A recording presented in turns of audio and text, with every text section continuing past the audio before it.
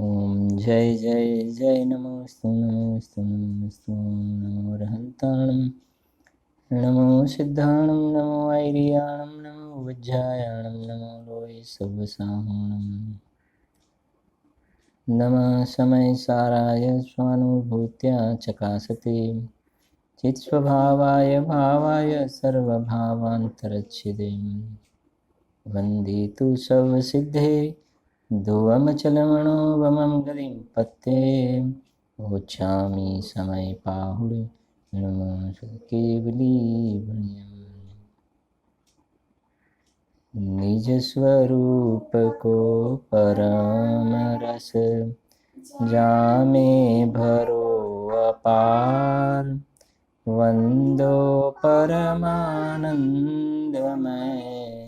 समय सारया विकार। अध्यात्म रसिक कविवर पंडित श्री बनारसी दास जी द्वारा रचित समयसार नाटक ग्रंथ में उत्थानिका में આપણે ગઈકાલે પણ કેટલાક નામ સંબંધનું જે વર્ણન છે એના શ્લોકનો સ્વાધ્યાય કર્યો હતો। શું કહે છે જો અહીંયા એમાં આજે આપણે આગળ વધીશું।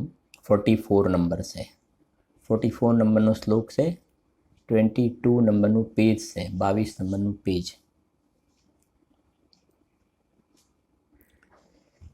શું કહે છે વિચક્ષણ પુરુષના નામ, વિચક્ષણ પુરુષ એના નામ શું કહે જો નિપુણ વિચક્ષણ વિબુધ બુધ વિદ્યાધર વિદ્વાન પટુ પ્રવીણ પંડિત ચતુર સુધી સુજન મતિમાન। પછી કલાવંત કોવિદ કુશલ सुमन दक्ष धीमन ज्ञाता सज्जन ब्रह्मवीर तग्न गुणी जन सन। શું કહે છે નિપુણ વિચક્ષણ પુરુષને નિપુણ પણ કહેવામાં આવે। પ્રસિદ્ધ છે ને કે ભાઈ આ કાર્યમાં આ નિપુણ છે, નિપુણ વૈદ્ય એમ પણ આવે છે ને ડૉક્ટરમાં, મેડિકલમાં નિપુણ। પછી વિચક્ષણ, વિચક્ષણ, પછી વિબુદ્ધ, પછી બુદ્ધ, પછી એને વિદ્યાધર પણ કહેવાય, વિદ્વાન પણ કહેવાય, વિચક્ષણને વિદ્વાન પણ કહેવાય, પટુ પણ કહેવાય, પ્રવીણ એને વિચક્ષણને પ્રવીણ પુરુષ પણ કહેવાય, વિચક્ષણ પુરુષ, પ્રવીણ પુરુષ, પછી પંડિત પુરુષ પણ કહેવાય એને, ચતુર પુરુષ પણ કહેવાય। પછી સુધી, ધી હતો ને આગળ શબ્દ બુદ્ધિ, સુધી વિચક્ષણ પુરુષ છે, વિચક્ષણ બુદ્ધિનો ધારક। સુજન એને સુજન પણ કહેવાય, એને મતિમાન પણ કહેવાય, બરાબર। પછી જુઓ મતિમાન, બુદ્ધિશાળી, વિચક્ષણ, પછી કલાવંત, પછી કોવિદ, કોવિદ હો આ અત્યારે પેલું ચાલે છે એ નહીં, કોવિદ નથી આવતી હિન્દીમાં પરીક્ષા કોવિદ, આ કોવિદ એટલે વિચક્ષણ, કુશલ, કુશળ, સુમન, દક્ષ, દક્ષ, દક્ષ નથી કે દક્ષ આ કાર્યમાં આ દક્ષ પુરુષ છે।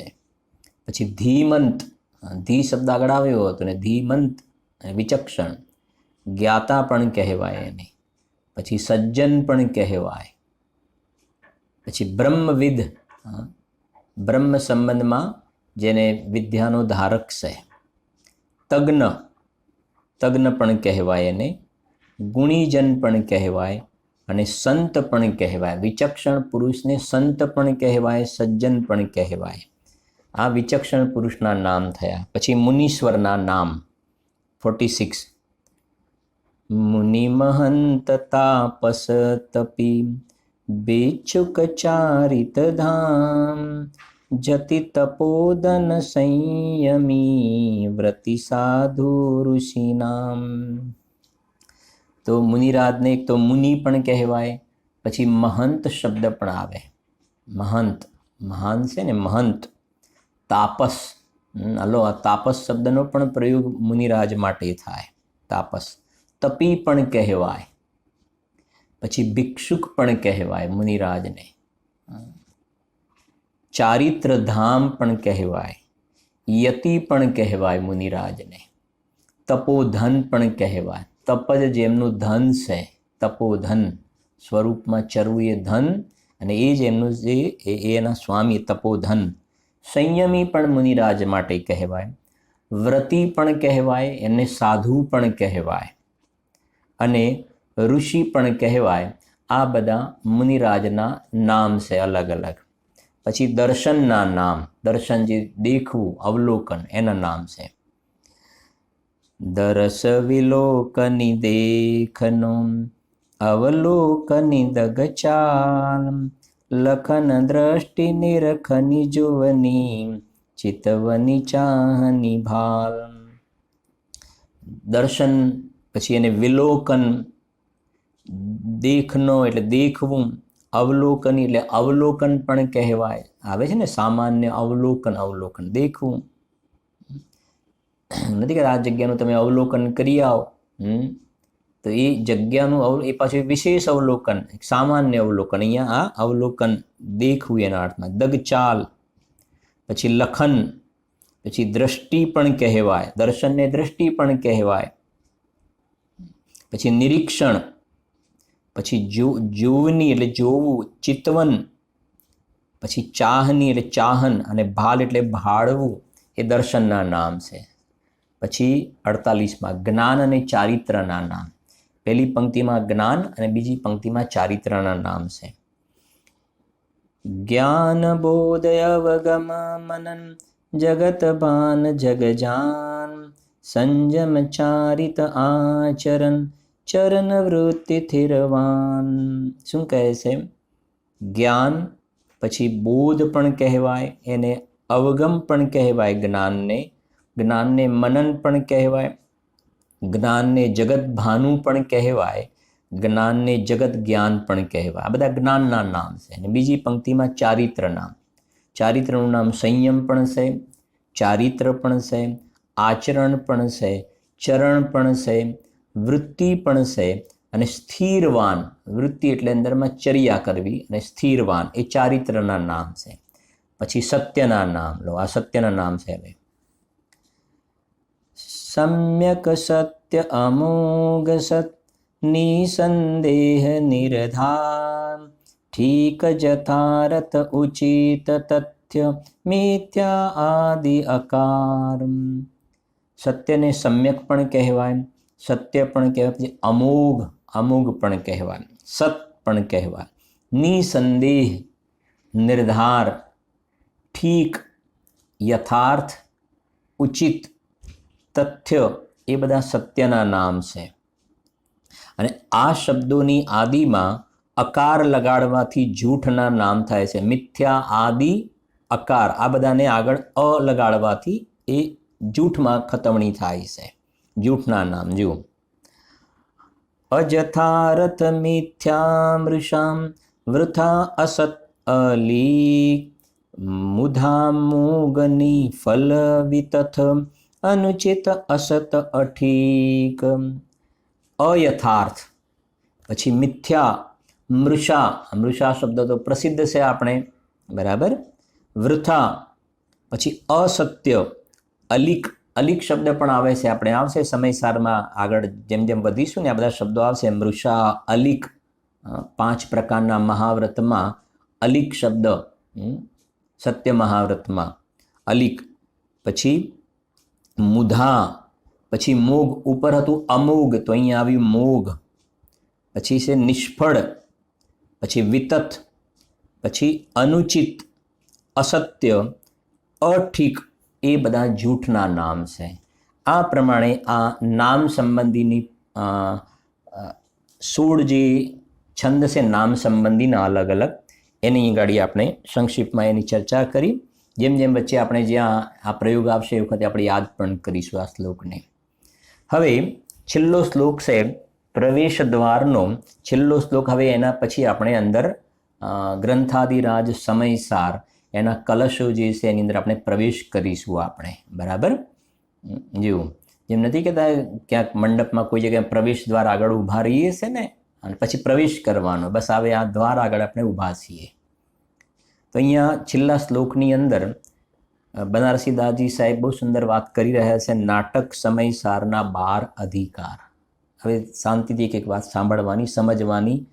થોડું ક્યાંક લખાવું તો તમારે લખવાનું તમને પછી લખવાનું કહું તો તમારે યાદ કરીને લખી દેવાનું, કોઈ પણ જાતિનો પ્રમાદ રાખ્યા વગર, બરાબર. ખૂબ તમને લાભ થશે, ખૂબ સુંદર વાતો અંદર ભરેલી છે, બરાબર.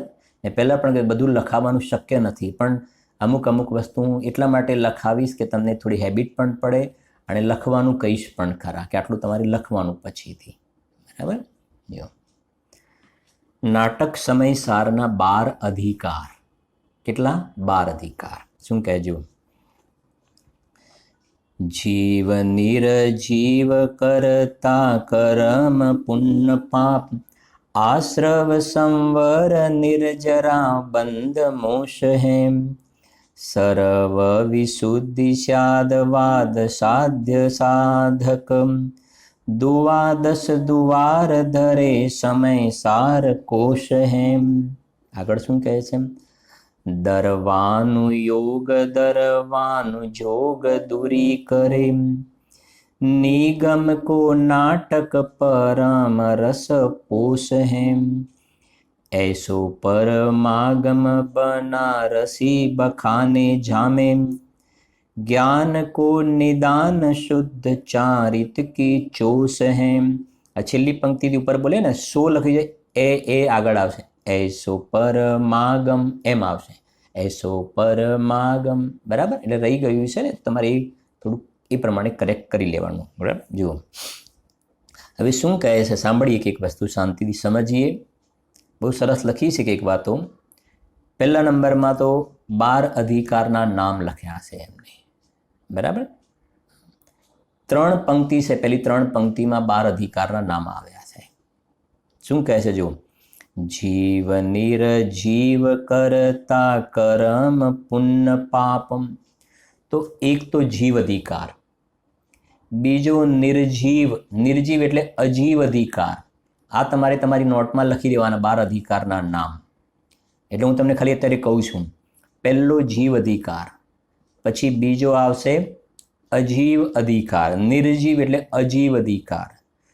ત્રીજો આવશે કર્તા કર્મ અધિકાર, ભેગું છે કર્તા કર્મ અધિકાર. 3 થયા.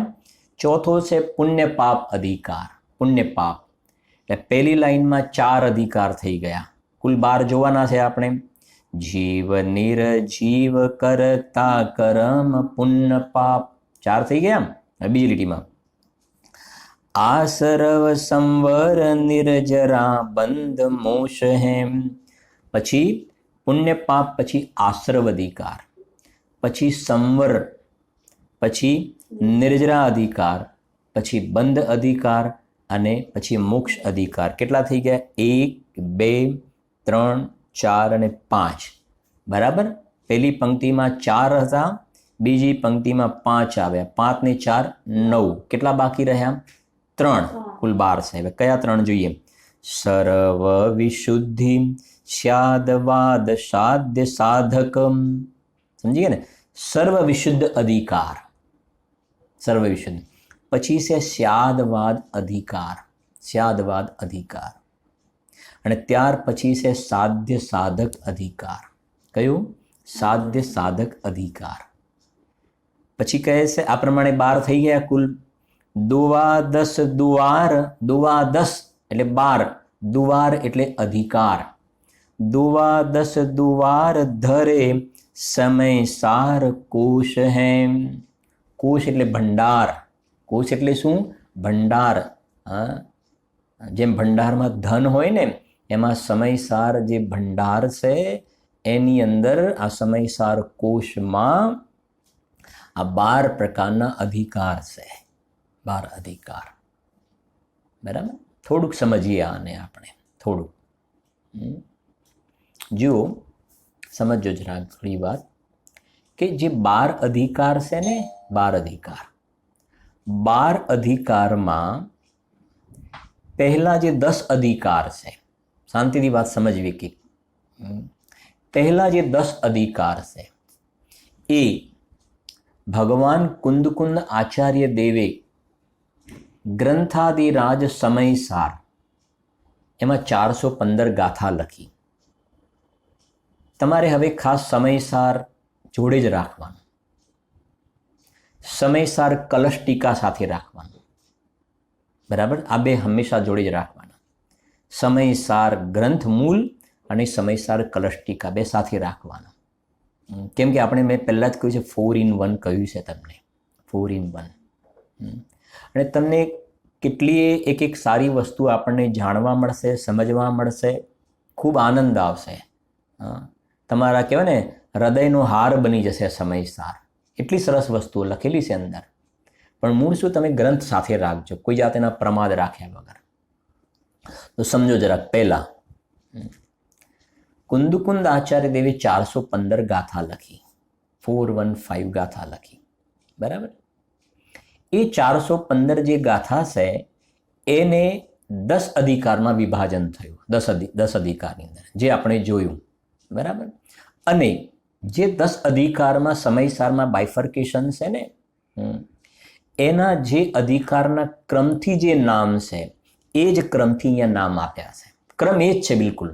તમે જોશો ને, પહેલો છે જીવ અધિકાર, પછી છે નિર્જીવ એટલે અજીવ અધિકાર, જીવ પછી અજીવ. તમને એક શૈલી આ પણ જોવા મળશે કે 1 થી 38 ગાથા છે પૂર્વ રંગ, પછી જીવ અજીવ એમ પણ મળશે જોવા માટે, બરાબર છે કે નહીં? જયસેન આચાર્ય દેવે 1 થી 38 ને જીવ અધિકાર લખ્યું છે. કલશ ટીકામાં પણ 1 થી 38 જે ગાથા છે, 1 થી 38 ગાથા, એના જે કલશો જે છે એને જીવ અધિકારમાં લીધેલા છે. એટલે આપણે એ શૈલીથી ચાલીએ છીએ, બરાબર? બનારસી દાસજીએ પણ પહેલો કુલ તમને ખ્યાલ છે 1 થી 68 ગાથા, પહેલી ગાથાથી 68 ગાથા, 69 ગાથાથી કર્તા કર્મ અધિકાર શરૂ થાય. તો 1 થી 68 ગાથા છે ને, એના બે ભાગ છે. 1 થી 68 ગાથામાં 1 થી 38 ગાથા જીવ અધિકાર, જીવ અધિકાર, અને 39 ગાથાથી અજીવ અધિકાર. ઠીક છે? તમારે એક વસ્તુ સાથે ખ્યાલ રાખવાનું કે આજે આપણે ગાથાઓ બોલીએ છીએ ને, આ આખી આપણે જે ચર્ચા કરવાની છે ને, એના ઉપર જે કલશ લખ્યા છે, શ્લોક કલશ લખ્યા છે ને, એને જ આપણે વધારે ફોકસ કરવાનું છે. ગાથાઓને ઓછી ફોકસ કરવાની છે, બરાબર છે ને? કલશને વધારે ફોકસ કરવાના છે. ઠીક છે? હવે જોઈએ આપણે એક પછી એક સ્ટેપ સમજીએ. અહીંયા પહેલો લખ્યો છે જીવ અધિકાર, પછી બીજો છે અજીવ, નિર્જીવ એટલે અજીવ અધિકાર, પછી 69 ગાથાથી તમારે આવશે કર્તા કર્મ અધિકાર, કર્તા કર્મ અધિકાર 144 ગાથા સુધી. પછી કયો અધિકાર આવશે? પુણ્ય પાપ અધિકાર. આ ક્રમ જ છે. પછી આવશે આશ્રવ અધિકાર, પછી આવશે સંવર અધિકાર, આશ્રવ સંવર, કેમ કે આશ્રવના અભાવમાં સંવર પ્રગટ થયો. પછી નિર્જરા, સંવર નિર્જરા એ મોક્ષ માર્ગ, સંવર નિર્જરા. પછી બંધ, આશ્રમની જોડે બંધ નથી મૂક્યો અહીંયા આગળ, આશ્રમની જોડે બંધ નથી મૂક્યો. સમજાય છે કે નહીં? હા, તત્વા સૂત્રમાં અથવા તો અન્યત્ર બીજે તમને આશ્રવ બંધ એમ જોવા મળશે. તો ત્યાં તો એ બતાવવું છે કે આશ્રવપૂર્વક બંધ થાય છે. આશ્રવપૂર્વક શું થાય છે? બંધ. અને અહીંયા સમયસારમાં આશ્રવના અભાવમાં શું પ્રગટ થયું? સંવર પ્રગટ થયું. આશ્રવના અભાવમાં સંવર પ્રગટ થયું. એ શૈલી છે, બરાબર છે કે નહીં?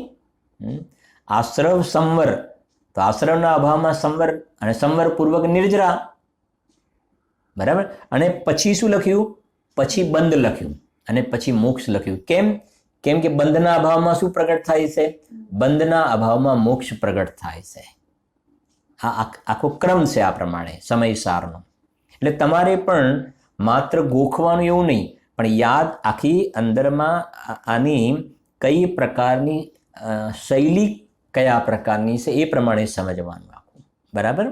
અત્યારે આપણે શું સામે સભામાં સામે હોઈએ તો 2-3 વ્યક્તિને પૂછીએ પણ ખરા કે ચલો તમે બોલો, પણ તમારે અંદરમાં તૈયાર કરી દેવાનું આ પ્રમાણે બિલકુલ ક્રમથી. જેમ યોગ સારમાં ગાથા છે ને, જેમ રમતું મન વિષયમાં નહીં, એક છે ગૃહ કામ કરતા છતાં હેયા હેયનું જ્ઞાન. ઘરના કામ કરતા છતાં પણ બીજા બધા વિચારો બીજા ચાલતા હોય છે ને જગતમાં પણ, એમ ઘરના કામ કરતા કરતા આ બધા અંદરમાં તૈયાર કરતા જવાનું, ક્યાંક પછી અટકી જવાય તો જોઈ લેવાનું. એમ કરતા કરતા રમત રમતમાં લીલા માત્રમાં બધું તૈયાર થઈ જશે તમારે. એવું તો એ આ મોક્ષ અધિકાર. તો 10 અધિકાર થઈ ગયા. આપણે જોયું ને પહેલામાં 1, 2, 3 અને 4 છે. પહેલામાં 4 છે અને બીજામાં 1, 2, 3, 4 અને 5 એટલે 9 થયા. અને આ બાજુથી લઈ લો સર્વવિશુદ્ધિ, સર્વવિશુદ્ધ અધિકાર. એટલે આ જે 10 અધિકાર છે એ કુંદકુંદ આચાર્ય દેવે જે 415 ગાથા લખી. શું? 415 ગાથા લખી. અમૃતચંદ્ર આચાર્ય દેવે એના ઉપર શું લખી? ટીકા લખી. કુંદકુંદ આચાર્ય દેવના 1000 વર્ષ પછી આ ભરત ક્ષેત્રમાં આચાર્ય અમરચંદ્ર દેવ થયા. એમને અદ્ભુત આત્મખ્યાતિ ટીકા લખી. એનું ડિટેલ વર્ણન કર્યું, વિસ્તાર કર્યો. અને એ ટીકા કરતા કરતા વચ્ચે વચ્ચે એમને શ્લોક લખ્યા, એને કળશ પણ કહેવાય. શ્લોક કળશ લખ્યા. બરાબર છે કે નહીં? અને એ જે એને પછી જોઈએ છે આપણે, એ જે શ્લોક કળશ લખ્યા અને ત્યાં સુધી જે અધિકારોનું વિભાજન કર્યું અમૃતચંદ્ર આચાર્ય દેવે, અમૃતચંદ્ર આચાર્ય દેવે, એ આ 10 અધિકારમાં વિભાજન થયું 415 ગાથા સુધી. અને 415 ગાથા સુધીમાં 246 શ્લોક આવ્યા. 246. તમને ખ્યાલ છે સમયસારના કુલ કેટલા શ્લોક છે? કુલ કેટલા કળશ છે સમયસારના? 278. 278. 278. એમાં 246 શ્લોક છે. 246 જે શ્લોક છે ને એ 415 ગાથા સાથે રિલેટેડ છે. 415 ગાથા સાથે રિલેટેડ 246 શ્લોક છે. બરાબર છે ને? હું થોડુંક એટલા માટે મહેનત કરી રહ્યો છું ને કે આ એક જેને અભ્યાસ વિશેષ હશે એને ખ્યાલ હશે, પણ જેને ઓછો અભ્યાસ હશે ને થોડું થોડું કાને પડ્યું હશે ને એને વધારે એકદમ ક્લિયર થઈ જશે મેટર આખી.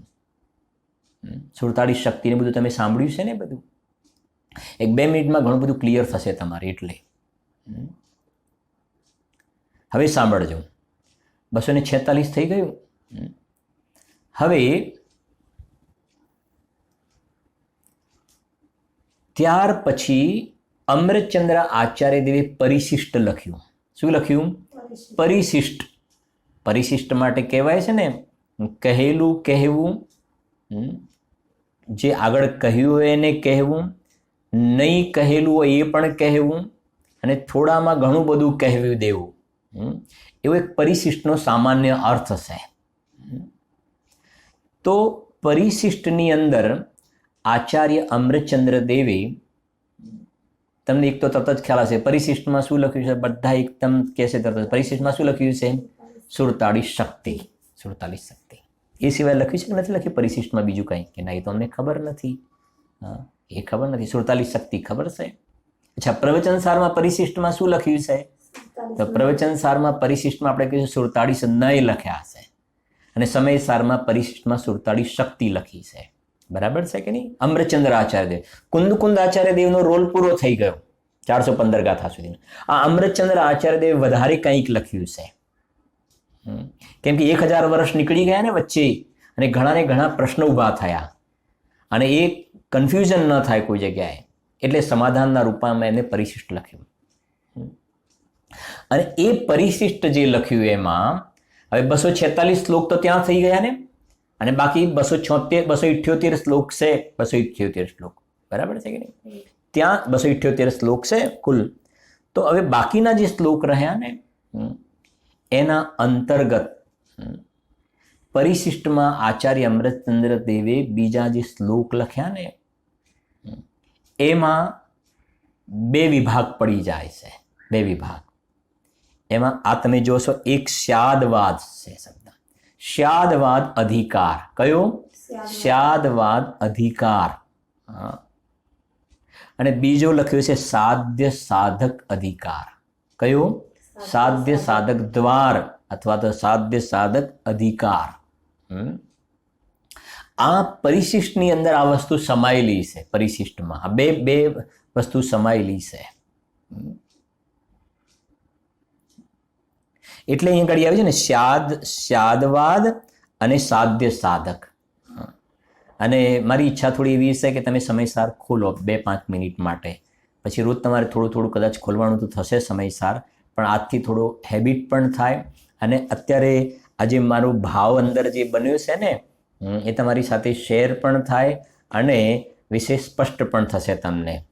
કેમ કે આ સ્યાદવાદ શબ્દ જે છે ને, આપણે શરૂઆતમાં જ બીજા કલશમાં ચોથા કલશમાં આવીશું ને એ વખતે સ્યાદવાદ શબ્દ વારંવાર આવવાવાળો છે.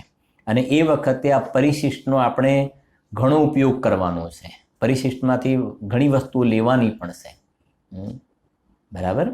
અને આપણે પહેલાં કહેલું પણ છે, રોજ આપણે સમયસાર અને મોક્ષ માર્ગ પ્રકાશકને તો સ્પર્શ કરવાનો કહેલું જ છે ને. સમયસાર નાટક તો ચાલે છે, બરાબર છે, પણ મૂળ ગ્રંથ સમયસાર અને મોક્ષ માર્ગ પ્રકાશકને એક વખતે સ્પર્શ કરવાનો, એટલે એને એમાંથી સ્વાધ્યાય કરવાનો. અત્યારે એક પર્સનલ ચોથો અધિકાર સ્વાધ્યાયમાં ચાલી રહ્યું છે. પણ અંદર એક વસ્તુ એવી ખ્યાલમાં આવે છે કે ટોડરમલજીને એમ થાય કે પંડિતજી સાહેબ તમે શું એક વાતો ખોલી રહ્યા હશો ચોથા અધિકારની અંદર. ઘણા સારા સ્પષ્ટીકરણ ટોડરમલજી સાહેબ કરી રહ્યા હશે. શ્રીમદ જે કહ્યું છે ને, એ જ્ઞાની પુરુષના એક વાક્યમાં અનંત આગમ ભરેલા છે. પહેલી વખતે વાંચેલી છે, પણ અત્યારે વાંચીએ છીએ તો કંઈક નવું જ ખ્યાલમાં આવે છે કે શું પંડિતજીએ કમાલ કરી છે. જુઓ, તમે સમયસાર ગ્રંથ ખોલ્યો હશે, એની અંદર તમે મેં કહ્યું ત્યાં પાછળ આવી જાઓ જરાક. જુઓ, 415 ગાથા પૂરી થાય છે ને ત્યાં તો તમને એટલું તો અમુક તો આવડવું જોઈએ આપણને. બરાબર. 415 ગાથા પૂરી થાય છે ત્યાં સુધી પહોંચી જઈએ આપણે.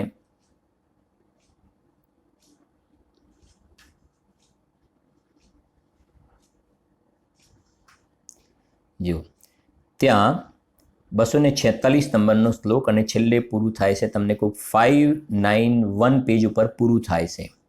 અને 592 પેજ આવી જાઓ તમે. 592 પેજ છે મારામાં અને 247 નંબરનો શ્લોક છે. બરાબર. 247 પરિશિષ્ટમ લખેલું છે ને, પરિશિષ્ટ. 247. હવે તમને ખ્યાલ આવશે ને આ બધી વસ્તુ. 246 શ્લોક છે ને, 246 શ્લોક સુધી કેટલા અધિકાર થઈ ગયા આપણા? 12માંથી કેટલા અધિકાર થાય? 10. 12માંથી 10 અધિકાર જે છે ને એ ત્યાં 415 ગાથા 415 ગાથા જે છે એ 246 શ્લોકે કવર કરેલી છે. બરાબર. અથવા તો 415 ગાથાના અંતર્ગત 415 ગાથામાં 246 કલશ ડૂબેલા છે. એની અંદર અંતર્ગર્ભિત થઈ ગયા 415 ગાથાને રહસ્યને ખોલવા માટે. બરાબર. વિશેષ ખોલવા માટે. હવે અહીંયા 247 કળશ જે છે એમાં તમે ખાલી જોશો ને ખ્યાલ આવશે. 247 કલશ એમાં તમે નીચે આવી જાઓ ભાવાર્થમાં. સાંભળજો, આપણે 2 અધિકાર છે ને, કયા 2 બાકી રહ્યા? 2 અધિકારના નામ આવડવા જોઈએ. સ્યાદવાદ અધિકાર અને સાધ્ય સાધક અધિકાર. સ્યાદવાદ અને સાધ્ય સાધક અધિકાર. બરાબર. ભાવાર્થ વાંચું છું સીધું એટલે સરળ થાય. સાંભળજો. વસ્તુનું સ્વરૂપ સામાન્ય વિશેષાત્મક અનેક ધર્મ સ્વરૂપ હોવાથી તે શું લખ્યું છે? સ્યાદવાદથી જ સાધી શકાય છે. એ રીતે સ્યાદવાદની શુદ્ધતા એટલે પ્રમાણિકતા, સત્યતા, નિર્દોષતા, નિર્મળતા, અદ્વિતીયતા સિદ્ધ કરવા માટે આ પરિશિષ્ટમાં વસ્તુનું સ્વરૂપ વિચારવામાં આવે છે. તેમાં એમ પણ બતાવવામાં આવશે કે આ શાસ્ત્રમાં આત્માને જ્ઞાન માત્ર કહ્યું હોવા છતાં સ્યાદવાદ સાથે વિરોધ આવતો નથી. આ એક વાત થઈ ને સ્યાદવાદ. બરાબર. હવે બીજું, વળી બીજું લખ્યું છે ને. શું લખ્યું છે? વળી બીજું લખ્યું છે. હવે બીજો કયો અધિકાર બાકી રહ્યો આપણો? સાધ્ય સાધક. સાધ્ય સાધક. બરાબર. વળી બીજું શું?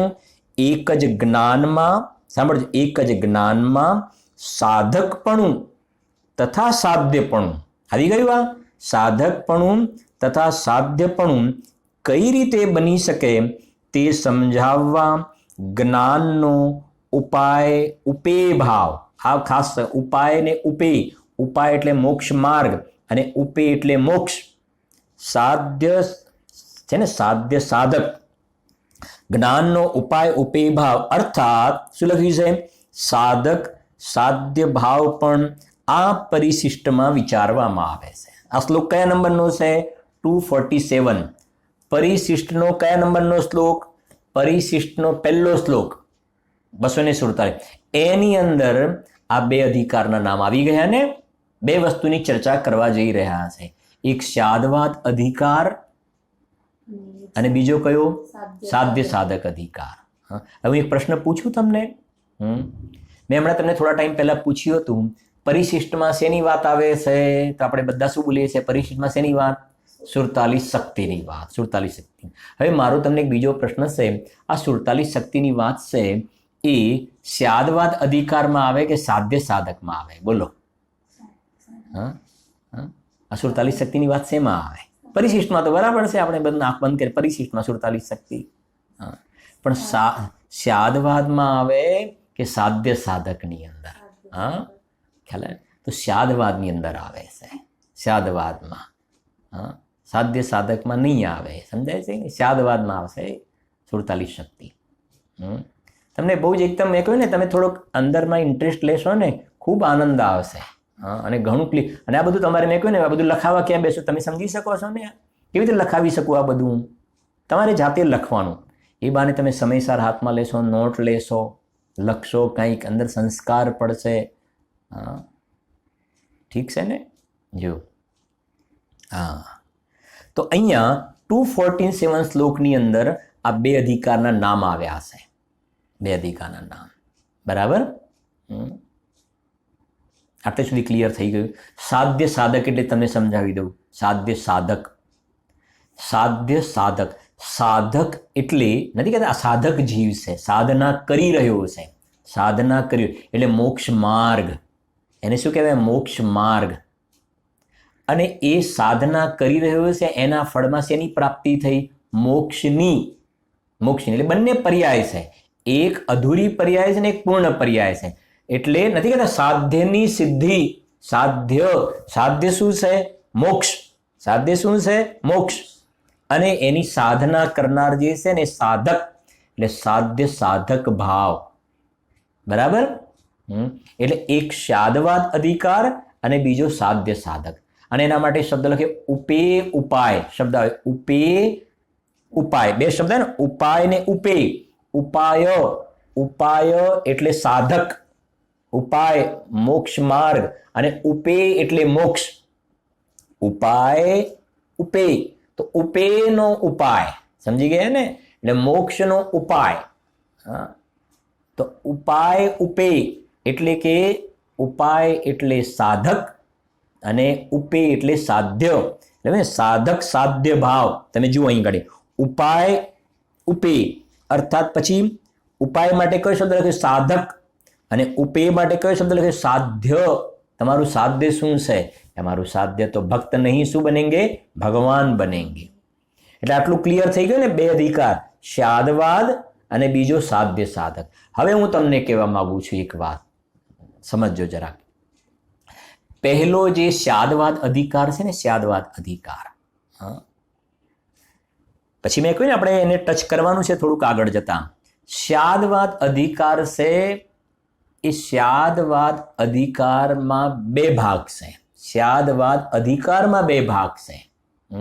એમાં એક ભાગ એવો છે કે મતલબ 14 ભંગ આવે છે. 14 ભંગથી પણ બધા અભ્યાસીને ખ્યાલ છે. 14 ભંગ, તત અતત, એક, અનેક, સત અસત વાળા છે ને.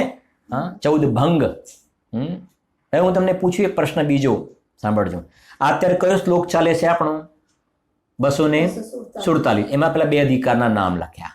હવે 14 ભંગ મેં તમને કહે ને, 14 ભંગ આ શાદવાદ અધિકારમાં 14 ભંગ. એમાં 14 ભંગના 14 શ્લોક એડ કરી દો. 14 ભંગના કેટલા શ્લોક? 14. તો 247 વત્તા 14 કરો તો 261. 261 શ્લોક સુધી આપણે આવી ગયા. બરાબર ને? સમયસર શરૂ કરીને 261 શ્લોક સુધી આવી ગયા આપણે. આવી જાઓ તમે. 14 ભંગ છે, 14 શ્લોક આવશે. થોડાક આગળ વધતા જજો. એક પછી એક શ્લોક આવતા જશે જેમ જેમ આગળ વધશો એમ.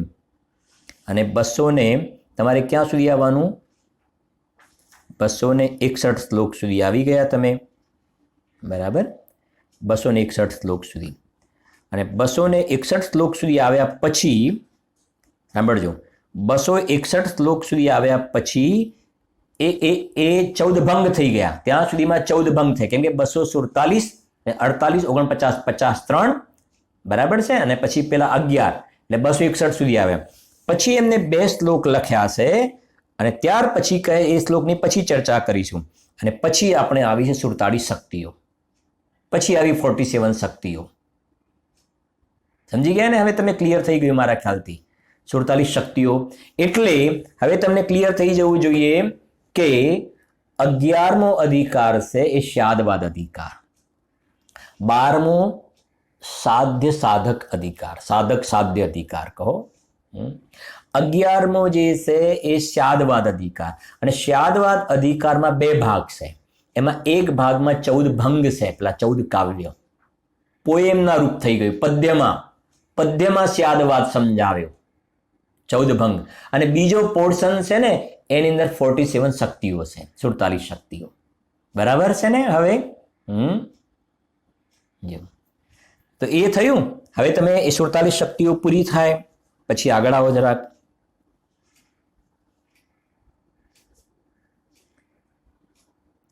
સુડતાલીસ શક્તિ તમારે પૂરી થશે. પેજ નંબર 614 છે મારામાં, 614.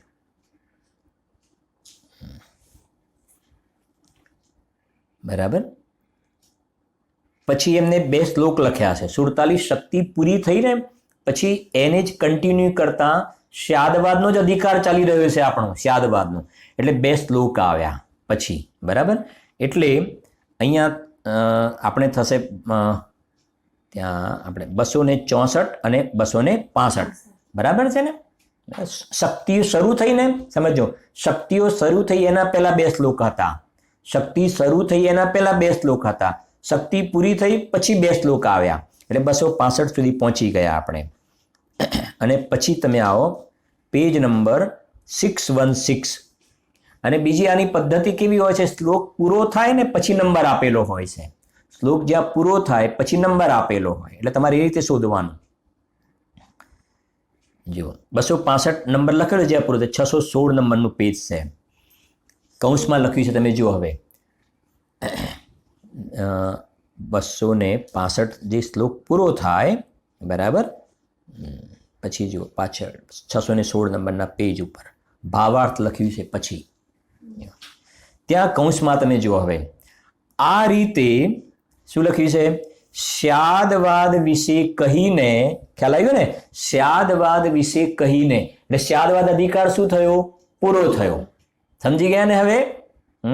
એટલે 265 નંબરનો શ્લોક છે ને, 265 નંબર, ત્યાં સ્યાદવાદ અધિકાર શું થયો? પૂરો થયો. તમને હવે યાદ કરાવી દઉં. 415 ગાથા સુધી કેટલા શ્લોક હતા? 246. 415 ગાથા સુધીના કેટલા શ્લોક? 246. 247 ગાથામાં તો બંને અધિકારનું નામ ભેગું આવ્યું, એટલે 247 તો ભેગું નામ છે. 248 થી સ્યાદવાદ અધિકાર શું થયો? શરૂ થયો. કયાથી? 248 થી. 48 થી શરૂ થયો.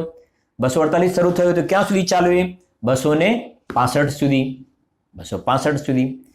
બરાબર. એટલે એમાં પેલા 14 પેલા, 2 આગળના ને 2 પાછળના થઈ ગયા. બરાબર. 265 સુધી આવ્યા. હવે સાંભળજો. 265 પછી હવે કૌંસમાં લખ્યું છે, આ રીતે સ્યાદવાદ વિશે કહીને. હવે શું લખ્યું છે? આચાર્ય દેવ કોના વિશે? ઉપાય ઉપે ભાવ વિશે થોડું કહે છે. આ ઉપાય ઉપે એટલે શું? ઉપાય ઉપે, ઉપાય એટલે સાધક અને ઉપે એટલે સાધ્ય, એટલે સાધક સાધ્ય ભાવ વિશે થોડું કહે છે. સમજી ગયા ને? એટલે આ આવ્યો અહીંયાથી કયો અધિકાર? કયો અધિકાર આવ્યો આપણો? સાધક સાધ્ય અધિકાર, સાધક સાધ્ય દ્વાર. ક્લિયર આટલે સુધી? બરાબર. અને એ પ્રમાણે આગળ જતા એ વાત પૂર્ણ થાય છે. અને છેલ્લે માંગલિકના રૂપમાં પણ કલશ લખેલા છે. એ બધામાં આપણે જતા નથી. છેલ્લે 278 શ્લોક છે, એમાં તમે છેલ્લે લાસ્ટમાં આવી જાઓ એકદમ. આ એક તમને એક હાઇલાઇટ તમને થોડોક આઈડિયા આવી જાય આવો આખો. એમાં 278 નંબરનો શ્લોક, છેલ્લે જે ગ્રંથ પૂરો થાય ત્યાં 628 નંબરનો પેજ છે, ભાવાર્થ. 628 ભાવાર્થ. બરાબર. એમાં છેલ્લી લાઈન છે, છેલ્લી લાઈન શું કહ્યું? છેલ્લો શ્લોક, એમાં ભાવાર્થ અને એમાં છેલ્લી લાઈન. ઘણી વખત હું બોલાવડાવું છું આ લાઈન. મુમુક્ષુએ, આવું લખ્યું છે. જો 628 પેજ છે મારામાં. મુમુક્ષુએ આનો નિરંતર અભ્યાસ કરવા યોગ્ય છે. લખ્યું છે કે નહીં? હા, રોટલી રોજ ખાઈએ છીએ ને, રોજ ખાઈએ છીએ. એમ એ મુમુક્ષુએ, હા, ભોજન રોજ કરીએ છીએ ને, આને શરીરને રોજ ભોજન કરીએ છીએ. એમ કહે છે કે આ આત્માને, આ કહે છે મુમુક્ષુએ આનો નિરંતર અભ્યાસ કરવા યોગ્ય છે. બરાબર છે કે નહીં? હા હા, આવી જાઓ હવે સમયસર નાટકમાં. બરાબર છે ને? હવે તમને ખ્યાલ આવશે. જુઓ,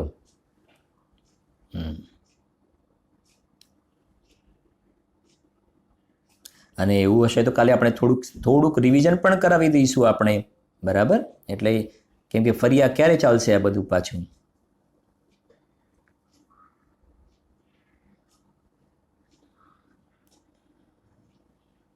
જુઓ, આવી જઈએ આપણે સમયસર નાટકમાં. જીવ નિર્જીવ કરતા કરમ પુણ્ય પાપ, આસરવ સંવર નિરજરા બંધ મોષહે, સરવ વિશુદ્ધિ સાદવાદ સાધ્ય સાધક, દુવાદશ દુવાર ધરે સમય સાર કોશ હે. આ સમય સાર ભંડારમાં 12 પ્રકારના આવા અધિકાર છે. પછી શું કહે છે? બહુ સરસ લખી જુઓ. દરવાનું યોગ દરવાનું જોગ દૂરી કરે. કેટલું સરસ લખ્યું છે. આ સમય સાર એ દ્રવ્યાન યોગનો પ્રધાન ગ્રંથ છે. પ્રથમાન યોગ, ચરણાન યોગ, કરણાન યોગ, દ્રવ્યાન યોગ, 4 છે ને. એમાં ટોડરમલજી સાહેબે સ્પષ્ટ લખ્યું પણ ખરું, મોક્ષ માર્ગનો મૂળ ઉપદેશ તો અધ્યાત્મના ગ્રંથમાં છે. અધ્યાત્મના ગ્રંથોમાં ભેદ વિજ્ઞાનની મુખ્યતાથી નિરૂપણ હોય છે. અધ્યાત્મના ગ્રંથમાં ત્રિકાલીદ્રુ ભગવાન આત્માને ગુણભેદથી પણ ભિન્ન સમ્યક દર્શનનો વિષય ભગવાન આત્માની પ્રરૂપણા અધ્યાત્મના ગ્રંથમાં હોય છે. અધ્યાત્મનો ગ્રંથ કહો કે દ્રવ્યાન યોગનો ગ્રંથ કહો. એટલે કહે છે દરવાનું યોગ, પછી કેવું ગોઠવણી કરી છે? દરવાનું જોગ દૂરી કરે. દરવાનું જોગ એટલે 6 દ્રવ્ય છે ને, 6 દ્રવ્ય છે, તો એનો મારી સાથે શું છે? સંબંધ છે. આ શરીરનો પણ સંબંધ છે. હા, ધર્મ અધર્મ આકાશ કાળ બધાનો સંબંધ તો છે ને. તો અહીંયા કહે છે આ દ્રવ્યાન યોગનો ગ્રંથ જે છે એ દરવાનું જોગ દૂરી કરે. આ પરદ્રવ્ય સાથેનો સંબંધ છે ને, એની સાથેનો સંબંધ તોડાવી અને ત્રિકાલીદ્રુ ભગવાન આત્મા સાથે સંબંધ જોડાવા વાળો આ ગ્રંથ છે. પરની સાથેનો સંબંધ તોડાવવા વાળો એટલે દરવાનું જોગ દૂરી કરે, પરદ્રવ્ય સાથેનો સંબંધ તોડાવવા વાળો ગ્રંથ છે આ, કે જેના કારણે જીવ સંસારમાં રખડે છે. પરદ્રવ્યંતે પ્રીતિ, તો પરદ્રવ્ય પ્રત્યે જે પ્રીતિ હતી ને, એ પ્રીતિ શું કરે છે? એ પ્રીતિ તોડાવે છે. હા, લોકમાં જગતમાં નથી કહેતા જવા દો ને, માણસનું કામ જ લોકોના ઘર ભગાવવાનું છે. આવું લોકમાં કહેવાય છે ને, જવા દો, એમનો સ્વભાવ જ બધાના ઘર ભગાવે છે. ખ્યાલ આવે છે ને? આ કહે છે સમયસાર ગ્રંથ જે છે ને, આ જીવે પરદ્રવ્ય સાથે નાતો જોડ્યો છે ને, પરદ્રવ્ય સાથે પ્રીતિ ભાવ, એની સાથેનું કનેક્શન તોડાવવા વાળો ગ્રંથ છે આ. જો, હા, નિજ ઘરમાં લઈ જવા વાળો ગ્રંથ છે આ. તો જો ને, પરઘર ફિરત બહુ દિન બીતે, પરઘર સાથેના સંબંધને તોડાવવા વાળો અને નિજ ઘર સાથે સંબંધ જોડાવવા વાળો ગ્રંથ છે. દરવાનું યોગ દરવાનું જોગ દૂરી કરે. પછી શું કહે છે? નિગમ કો નાટક परम रस पोष है। निगम को नाटक, નિગમનો અર્થ જોયો, આ ભગવાન આત્માનું નાટક. હા, નિગમ કો નાટક, સમય સાર રૂપી નાટક, એને પરમ રસ પોષ હે, પરમ રસનું પોષણ થાય ને એવું આ ગ્રંથ છે, સમયસાર નાટક છે. એની થોડી ચર્ચા છે આવતીકાલના સ્વાધ્યાયમાં આપણે કરીશું. તમારે નોટ, સમયસાર ગ્રંથ, સમયસાર કલશ ટીકા, ચાલુ હોય એવી પેન, લાલ લીલી પેન જે રાખવી હોય લઈને બેસવાનું તમારે. બરાબર? જીનવાણી સ્તુતિ. निज निधि निज में बताई, ये अनंत उपकार है, उसके लिए जीनवाणी माँ को वंदना शत बार है, वंदना शत बार है.